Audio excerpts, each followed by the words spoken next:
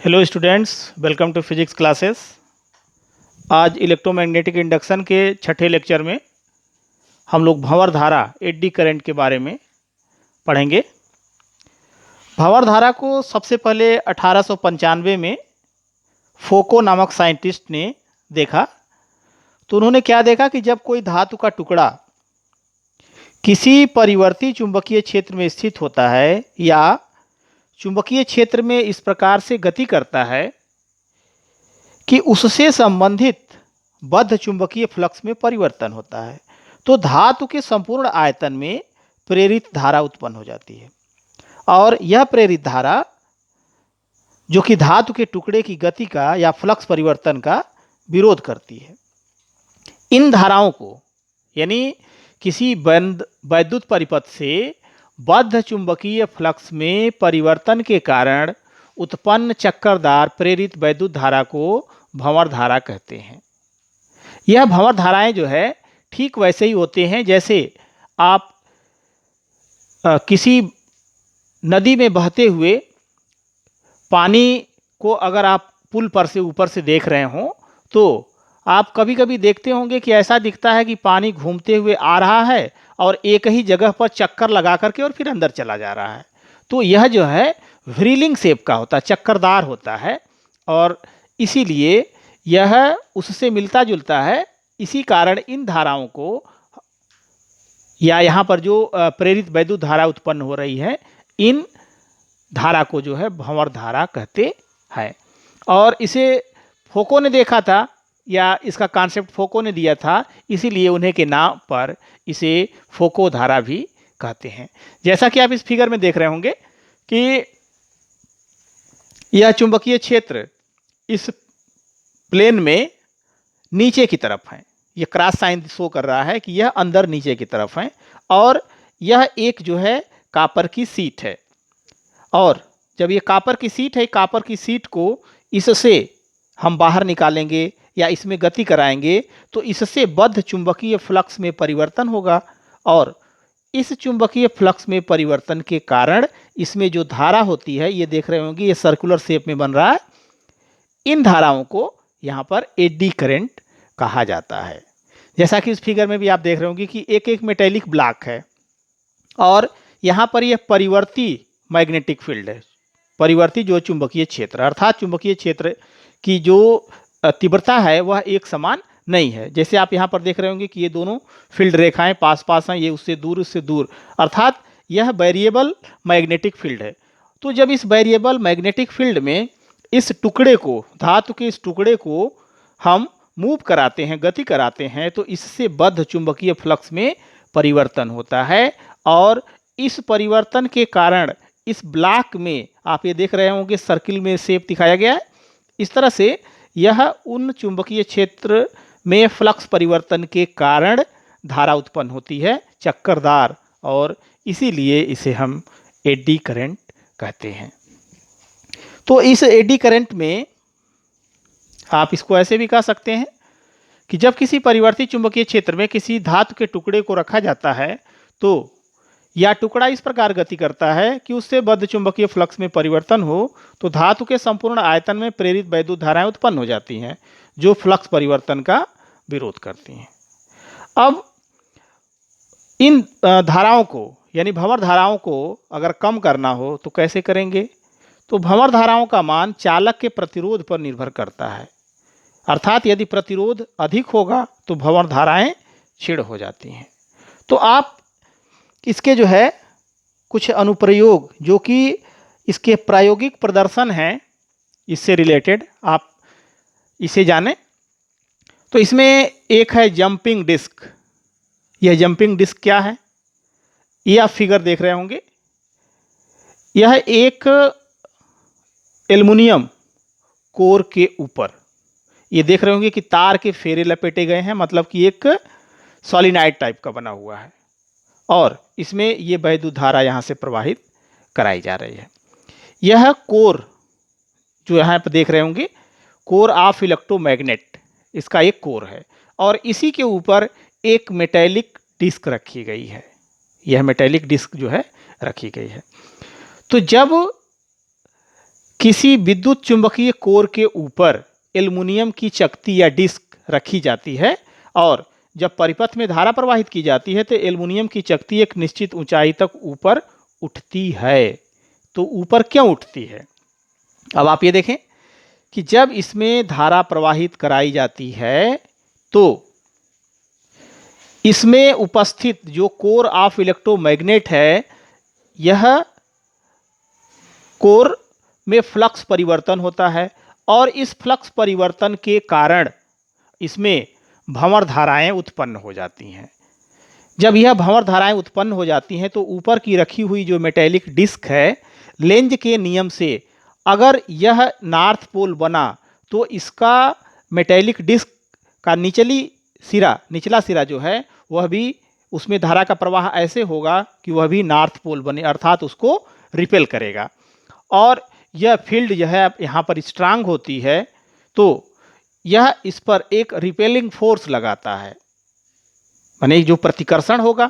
तो यह इस प्रतिकर्षण के कारण ये जो मेटेलिक डिस्क है यह इसमें कुछ हाइट तक ऊपर उठ जाती है, इसीलिए इसे हम यहाँ पर जंपिंग डिस्क कहते हैं। और यह जंपिंग डिस्क भंवर धारा का प्रायोगिक प्रदर्शन का बहुत ही बेहतरीन एग्जाम्पल है। दूसरा है इसका स्टॉपेज और डैम्पेनिंग ऑफ ऑक्सीलेटिंग मेटेलिक प्लेट। जब किसी धात्विक प्लेट को जो अपनी अक्ष के परितः घूमने के लिए स्वतंत्र हो को तीव्र चुंबकीय क्षेत्र में लटकाया जाता है तो धात्विक प्लेट बहुत कम समय में ही विराम में आ जाती है। यानी आप ये देख रहे होंगे कि ये जो टी शेप में आप टंगा हुआ देख रहे हैं, यह एक मेटेलिक प्लेट है जो इस अक्ष के परितः घूमने के लिए स्वतंत्र है।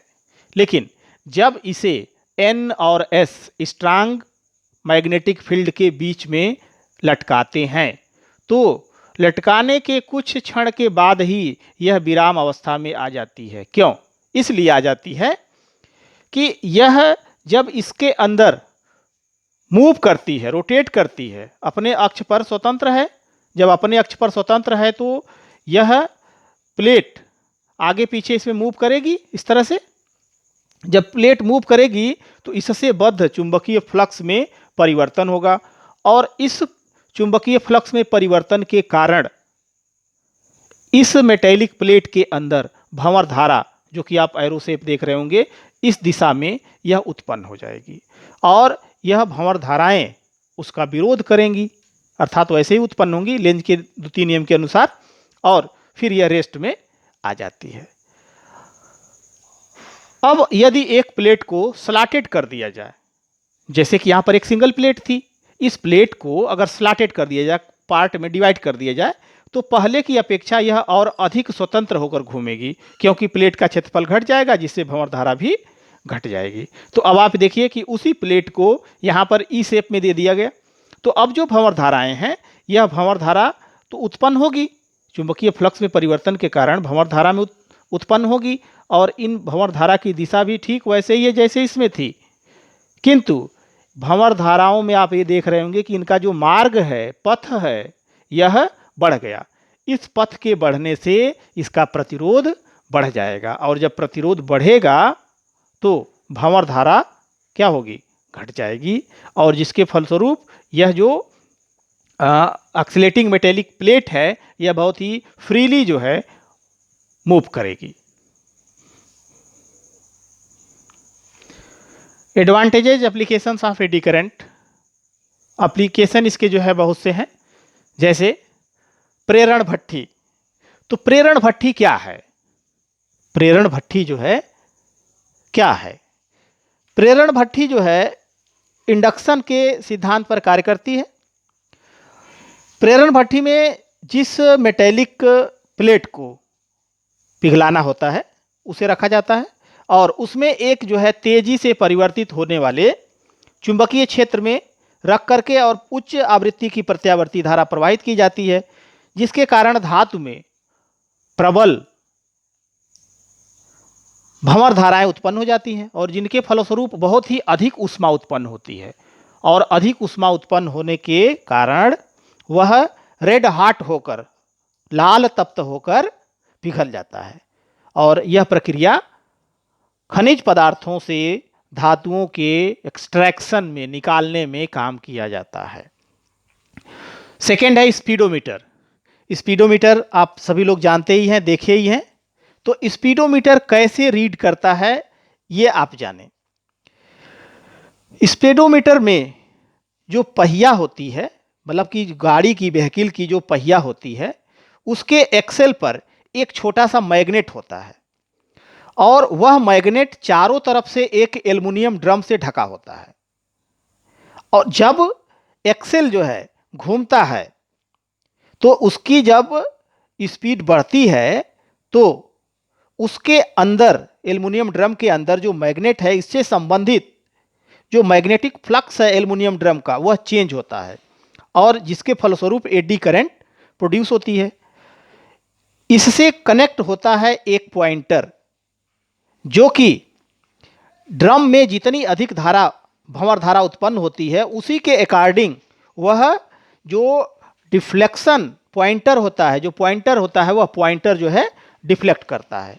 तो इस तरह से स्पीडोमीटर की हेल्प से हम instantaneous speed of A vehicle को पढ़ लेते हैं। तीसरा है दोलन रुद्ध धारामापी, डेड बीट गैल्वानोमीटर। तो यह डेड बीट गैल्वानोमीटर क्या होता है? चल कुंडल धारामापी हम लोगों ने पढ़ा हुआ है। तो चल कुंडल धारामापी को डेड बीट बनाने के लिए, डेड बीट का मतलब है क्या? डेड बीट का मतलब यह है कि जब धारा उसमें प्रवाहित होती है किसी भी गैल्वानोमीटर में, तो कुछ देर तक उसका डिफ्लेक्शन वैसे बना रहता है, उसे तुरंत जो है इनिशियल स्टेट में लाने के लिए ऐसा किया जाता है। तो इसमें चल कुंडल धारामापियों को दोलन रुद्ध बनाने के लिए भंवर धारा का उपयोग करते हैं।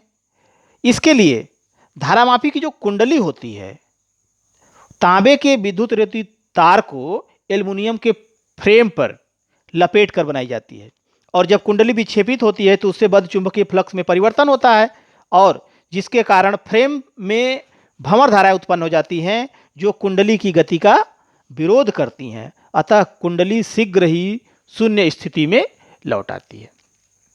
इसी तरह से प्रेरण मोटर है, इंडक्शन मोटर। तो यह इंडक्शन मोटर में क्या होता है कि जब एक धात्विक बेलन किसी घूमते हुए चुंबकीय क्षेत्र में रखा जाता है तो बेलन में भंवर धाराएं उत्पन्न हो जाती हैं और लेंज के नियमानुसार यह दोनों के आपेक्षिक गतियों को घटाने का प्रयत्न करती हैं। इसलिए बेलन चुंबकीय क्षेत्र की दिशा में घूमने लगता है, जिस पर कि प्रेरण मोटर, इंडक्शन मोटर कार्य करता है। उति विद्युतापन, उसके पहले विद्युत चुंबकीय brake, electromagnetic brake in train. अब ट्रेन में जो ब्रेक होता है, लगता है, आप जानते हैं कैसे लगता है? विद्युत रेलगाड़ियों के पहियों की धुरी के साथ एक ड्रम लगा होता है जो पहिए के साथ घूमता रहता है और जब ब्रेक लगाना होता है तो ड्रम पर एक प्रबल चुंबकीय क्षेत्र लगा दिया जाता है, जिसके कारण ड्रम में भंवर धाराएं उत्पन्न हो जाती हैं और ड्रम जो है पहिए को रोक देता है। तो इस तरह से जो है यह इलेक्ट्रिक ब्रेक या विद्युत चुंबकीय ब्रेक ट्रेन में जो है काम करता है।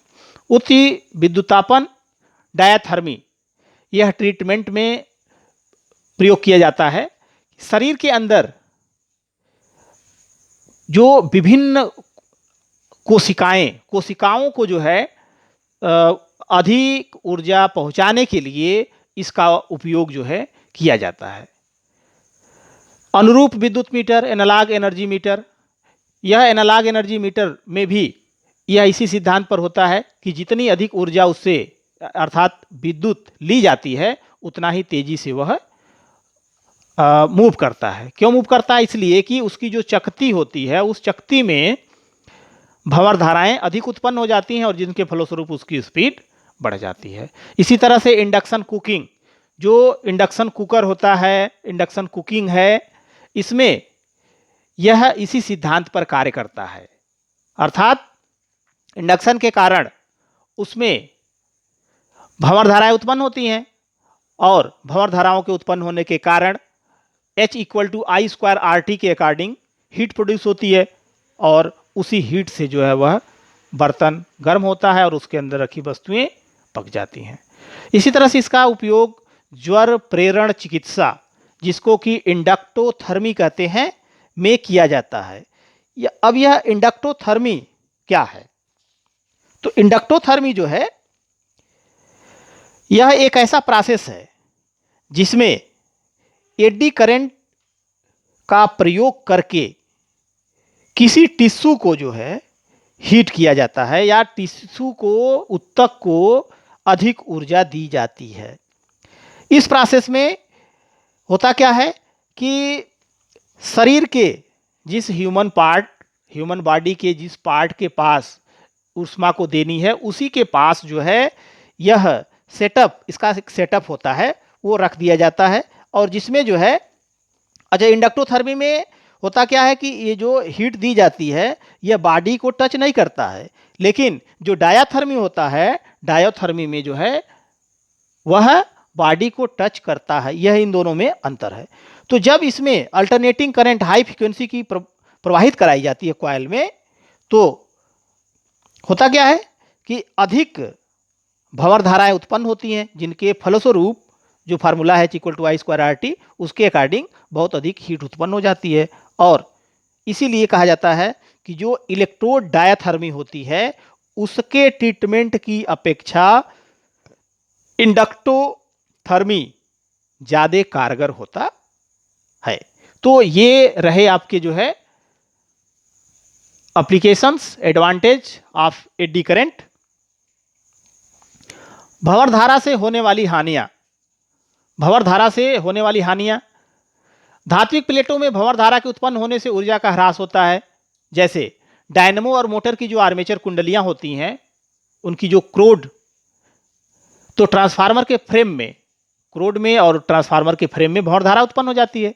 इन भंवर धाराओं के उत्पन्न होने के कारण अधिक ऊर्जा ऊष्मा के रूप में निकल जाती है, जिसकी वजह से ऊर्जा का हानि होता है। भंवर धारा से उत्पन्न ऊष्मा के कारण विद्युत उपकरणों की अचालकता, जो इंसुलेशन है, वो ब्रेक कर जाते हैं। भंवर धारा के कारण अनचाहा अवमंदन, मतलब डैम्पिंग, यहां पर जो है डैम्पिंग इफेक्ट जो है आ जाता है। अर्थात जिनको कंटिन्यूअस मूव करना चाहिए था, एक्सीलेट करना चाहिए था, वह धीरे धीरे धीरे धीरे उनका मूवमेंट कम होने लगता है, जिसे कि हम अवमंदन कहते हैं। भंवर धारा को कम करने के उपाय। भंवर धारा से होने वाले ह्रास को कम करने के लिए क्रोड अथवा फ्रेम को नर्म लोहे के अकेले टुकड़े के, माने सिंगल टुकड़े के बजाय पतली पतली पत्तियों को वार्निश द्वारा जोड़कर, लैमिनेटेड कोर जिसे कहते हैं, बना देते हैं, जिसमें वार्निश भंवर धारा के पथ को तोड़ देता है और H=I²RT से ऊर्जा में होने वाली हानि घट जाती है। जैसे कि आप इस फिगर में देख रहे होंगे कि यह एक सॉलिड कोर सिंगल है, जिस पर यह चुंबकीय क्षेत्र लगा हुआ है।